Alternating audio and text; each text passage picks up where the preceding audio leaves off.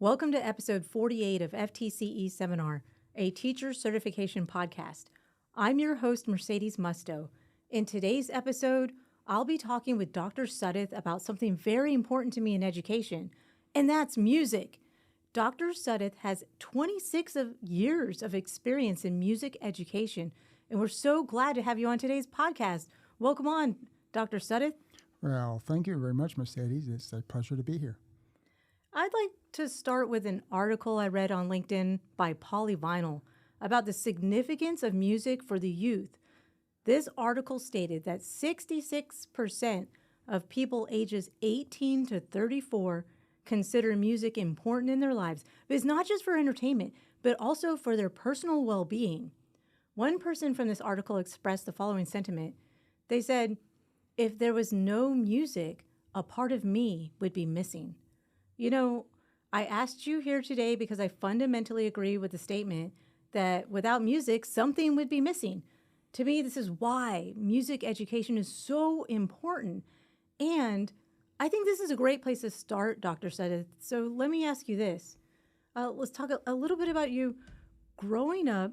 What was your experience as a music student? And, hey, what instrument do you play? Well, it started in the first grade when my mother hauled me off to start learning to play the piano. It was a lot of fun. Actually, I enjoyed it a lot.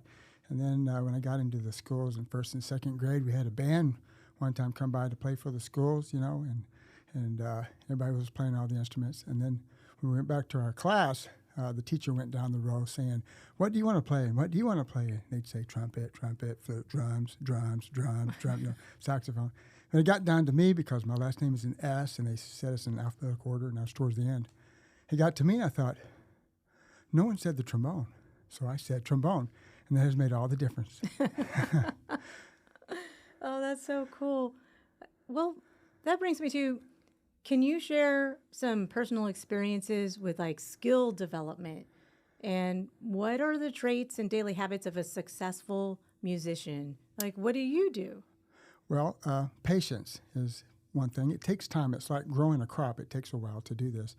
And you'll grow it, and you'll continuously, unlike a crop, it never stops. And with music, you'll just keep getting better, and you'll find some more things. But it takes patience and perseverance. It also takes good coaching, so you need someone to help guide you through all this. And it takes, you have to go through some challenges, like, for instance, frustration. And I meet with a lot of students who get very frustrated. And I have found over the years that I say embrace that, because frustration is very important. It usually means that you know what you want to get, but you can't achieve it. And normally, I believe that frustration is the moment before breakthrough. So it's a warning saying, don't give up, because a lot of people will give up. And I say, no, frustration is good, because you're about to achieve something. So it takes patience and practice and coaching and practice, and a lot of practice. But that's the golden part of music. It's a lifelong skill.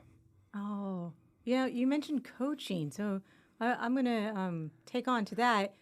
So I believe in the importance of mentors and coaching. Who were some of your role models, and how did they influence you, and how? Well, we're talking about music. I think when I was going through my master's and doctoral programs, and at this point, you're so technically thinking, and you're trying to play the most demanding, hardest pieces. But these particularly set of people that came into my life are heavily influential on the human aspect of it. And like this one case where this person was very concerned because as a starving college musician, which is very true in my case, I was kind of skin and bones kind of person. I remember this story where my professor took me out shopping with his 2-year-old kid, the one that likes to scream no and you can't stand being around him. And he says, "I need you to help babysit him because I want to go shopping." So we had 2 carts, and he put his son in my cart so I could roam around. And he says, "Everything I'm going to put in my cart will be for him. I don't want him to touch it. And everything I'm going to put in your cart is going to be for us that I don't want him to grab." So I said, okay. And so we go through the shopping line. He fills both of them up really big. And then we go to the checkout line, and I go through first. And when I go through, he says, "Now that's yours.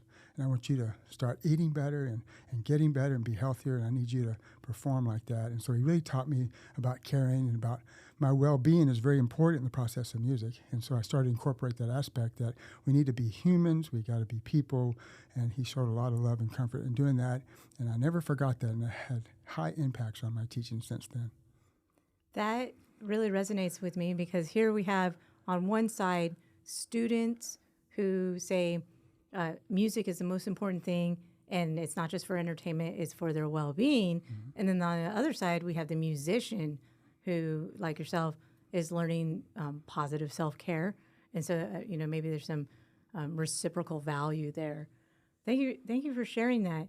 As a, moving from student to music education director, what is one lesson in your career that you've learned that you think everyone should learn at some point on their path?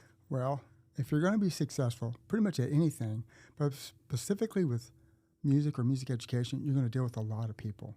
And so to do that, you're going to mentor them, and you're going to stay focused with them, and you're going to care about them because you're probably going to see them more in some cases than maybe their parents, and you'll have much more interactions with them. Well, it's going to take a sacrifice. So the first I tell students is, what are you going to wish to sacrifice? A lot of times it's going to be your family life or your personal times. And this can be done to a great extent. However, you have to maintain balance to that. So I say sacrifice and balance. So yes, you're going to give a lot of yourself to others because you care, and music is that. I think music is life, is my philosophy. It is part of living. And as you were mentioning earlier, but you want people to enjoy that, but you'll sacrifice a lot of yourself, and it will spread into your own personal and family time. It's okay to a point because that's kind of expected, but you got to balance that. And so you have to then also continue to nurture your personal life and your family life and your interests outside of just music education. So sacrifice and balance, they've got to go together. That is well said. I think you're pretty much ready for another question I have for you. Oh, okay. Before we wrap it up, Yeah. and I'm really glad that you got to drop by the studio today, do you have any, because you had a lot of good advice, but do you have any words of wisdom you would like to share with our listeners, especially those aspiring to become music educators or future musicians? Well, I say don't be either. I love the concept of the teacher-musician. You're both one and the same. And that if you're going to be a musician, you can be really, really good. People are going to look up to you. They're going to watch what you do. They're going to want to take lessons with you. They're going to want to follow you. They're going to be part of you. And as a teacher, you have to be a musician. There is no difference between the two. I do not see a teacher or a musician. Please be both. Please understand the role that music plays in people's life. Teach it, but teach music. Music is your medium to teach. And if you're a musician, do teach that because they go together. So be the teacher-musician. Oh, man. I feel inspired. I want to thank Dr. Sudduth for joining us today. Thank you. It's been my pleasure to work with you and learn from you this semester. Just going to do a little shout out there. It's been very excellent. I also want to thank our listeners today, especially those who are following their calling, whether it's music, dance, art, math, or like me, journalism and English. Remember that as we were inspired by a special teacher, ultimately we go on to inspire our students. And in a deeper sense, we are the teachers who are always paying it forward. This is your host, Mercedes Musto. Join me again on FTCE Seminar, a teacher certification podcast. This podcast was recorded at the Pickens Multimedia Studio at the University of West Florida. This podcast is listener supported, and contributions can be made via the listener support link on Spotify, or hey, you can buy me a coffee at ftceseminar.com.